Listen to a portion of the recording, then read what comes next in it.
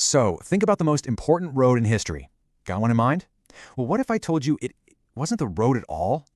Today, we're going to dive into the Silk Route, the ancient network that didn't just link up empires, it really started to weave the fabric of our modern world.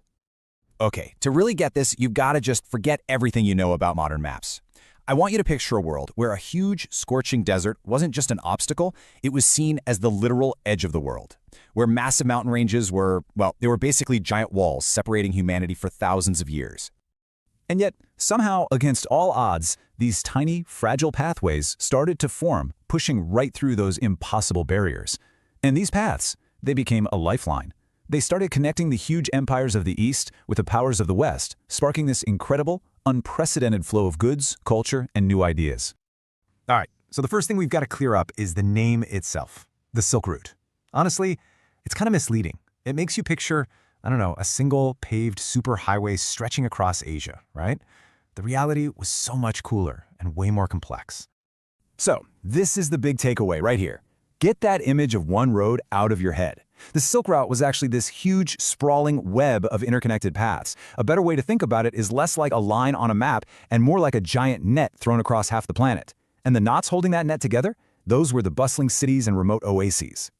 And the sheer scale of this thing is just mind-boggling, even for us today. It all started deep in ancient China and then pushed west through some of the most brutal terrain on Earth. We're talking about the Taklamakan Desert. Its name basically means you go in and don't come out, and then up over the icy peaks of the Pamar Mountains. From there, it just spider-webbed out for thousands of miles, eventually reaching the marketplaces of the Mediterranean, Europe, and North Africa. Okay, so what in the world was actually moving along this incredible network? Well, here's the fascinating part.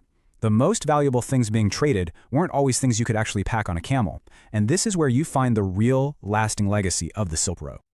Of course, the physical treasures were absolutely the stuff of legend. You had these caravans loaded down with fortunes. We're talking shimmering bolts of Chinese silk, so valuable it was often used just like currency. You had exotic spices from the East that would completely change how European food tasted. Gold from the Roman Empire flowed eastward, and you had these incredible precious stones like lapis lazuli coming out of what's now Afghanistan. But what was piggybacking on those caravans was, honestly, way more profound. We're talking about ideas.